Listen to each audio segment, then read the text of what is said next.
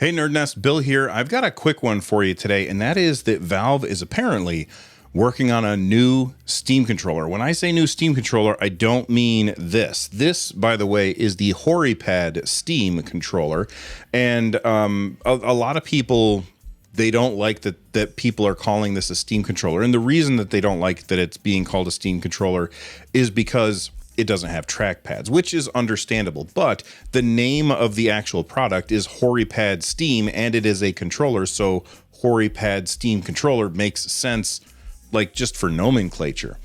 That's not what we're talking about here. We're talking about a different controller. We're talking about an actual possible successor to the Steam controller, one of the best controllers of all time. If you haven't been following my content for a long period of time, you might not know I am a huge fan of the Steam controller. In fact, when the Steam Deck first got announced, the Steam controller was the reason I was so interested in it.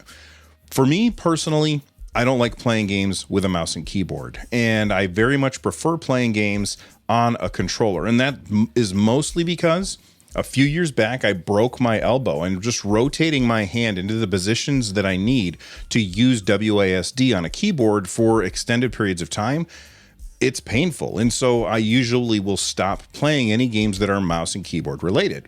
So when the Steam controller came out and I tried it out, it allowed me to play games that I otherwise wouldn't be able to play.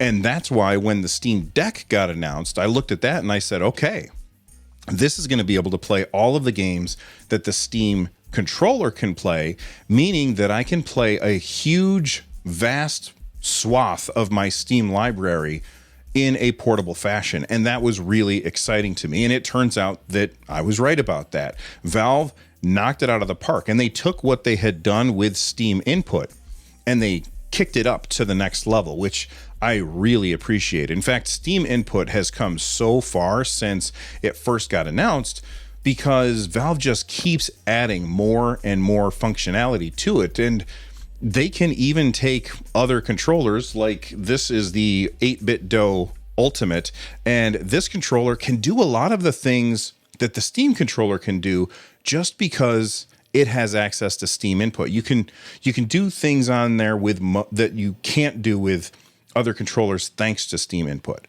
That said, you still can't do a lot of things on a regular traditional style controller that you can do on the Steam controller or on the Steam Deck, because they have trackpads, and those trackpads unlock so much functionality. In fact, I have an entire video, which I'll link down below if you haven't checked it out already, of how you can play real-time strategy games on the Steam Deck using those trackpads. And it's not simply just using the trackpads as a mouse. There's more to it than that. So when I saw this news that Valve is working on a new Steam controller, I got really excited. First of all, Nintendo, they completely missed the mark on marketing this thing, because Nintendo, like, people were confused as to whether or not it was keep talking. I'm just going to check something real quick for the Wii, or if it was something that you had to buy standalone. Sometimes you just need to focus on your game and block out the world around you. These are the PXN 308E wireless gaming headphones. They are totally plug and play with pretty much anything that I threw at it. They worked on my Mac, on my PC, and yes, even the Steam Deck. They can connect via Bluetooth, but I highly recommend using the included wireless dongle to connect them instead. It's USB-A as well as USB-C, and it fits right into the top of the Steam Deck, no problem, which is fantastic because 2.4 gigahertz wireless has much better latency than Bluetooth.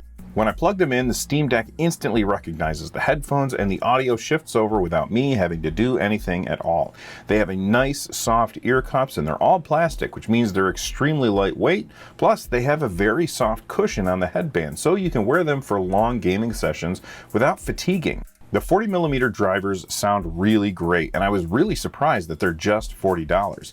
They come in multiple colors, but PXN sent me the blue ones. They also have a built-in mic. Here's how it sounds. And this is an example of what the microphone sounds like on the Ravine headset. So if you're looking for a budget-friendly pair of headphones for your favorite gaming handheld, then check out the link in the description down below.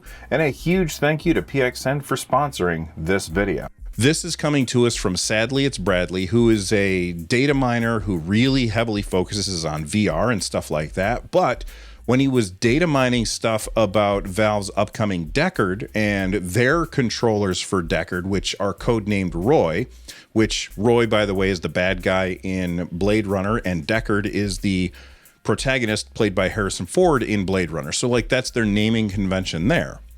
Well, he also noticed that they're working on another controller codenamed Ibex. And this is what he had to say.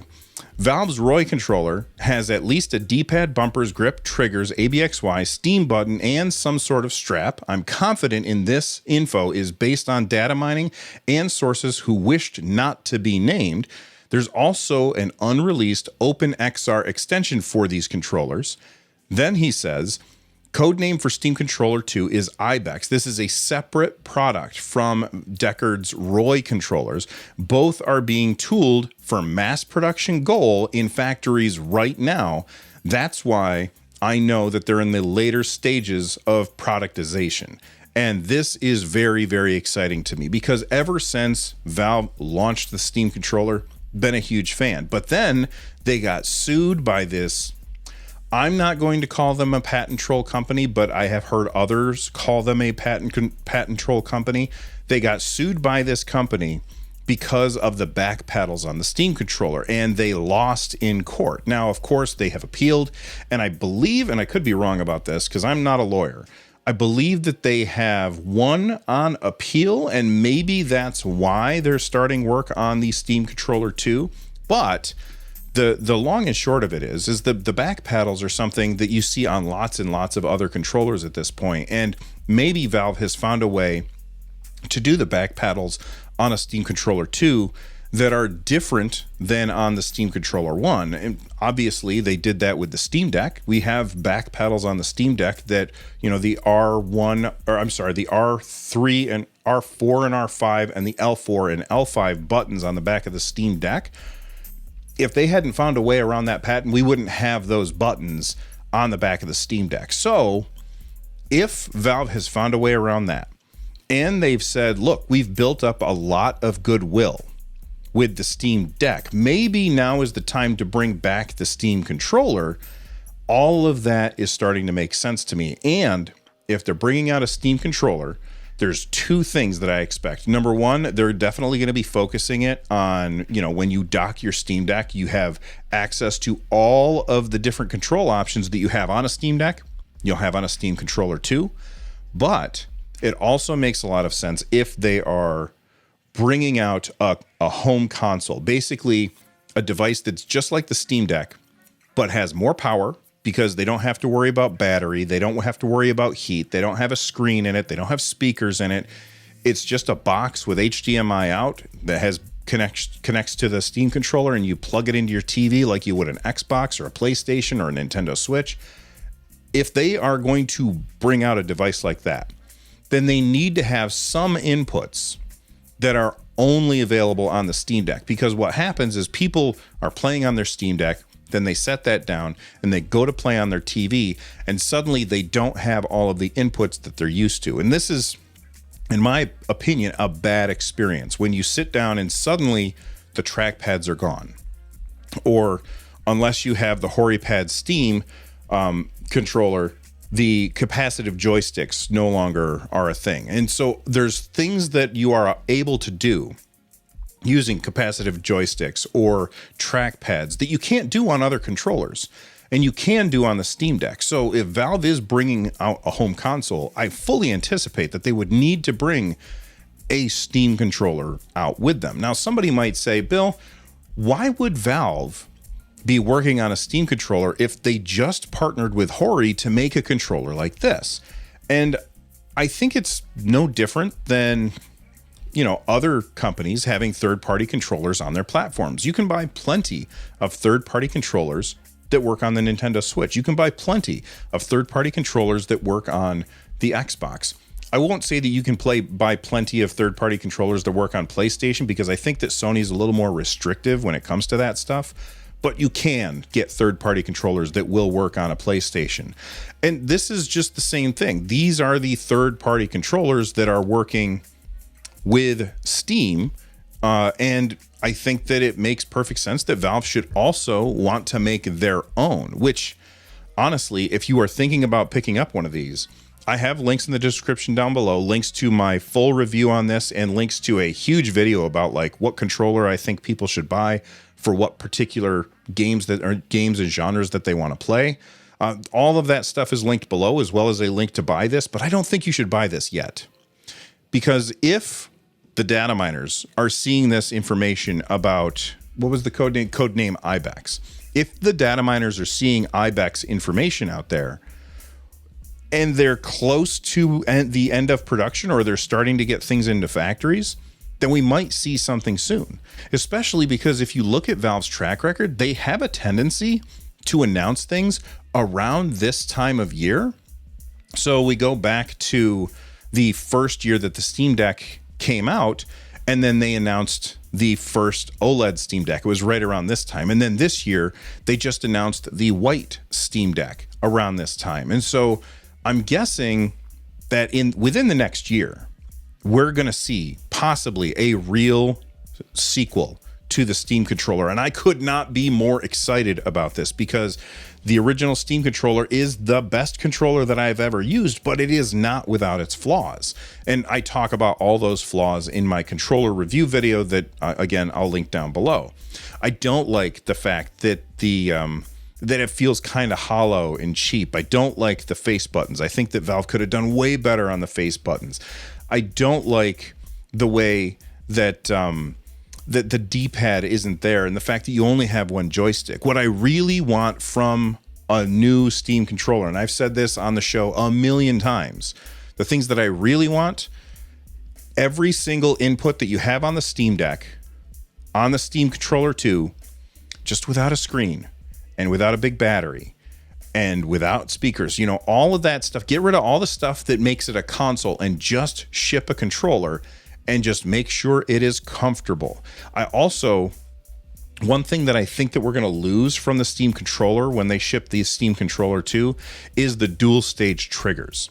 If you don't know what a dual stage trigger is, the way that the Steam controller works is you can pull the trigger a little bit. And then if you pull all the way to the end, there is actually a button click that you can feel, and that is actually two different inputs. So you can set one input in Steam input as a half pull, do this, and then a full pull, do this. And what Valve used as an example is you could half pull to aim down sights, and then full pull to actually pull the trigger, which means now you can free up the other trigger that usually you would use to aim down sights. You'd pull the left trigger, aim down sights, pull the right trigger to shoot. You can put the entire operation on the right trigger instead, and then leave another input for the left trigger. And I think that this is fantastic.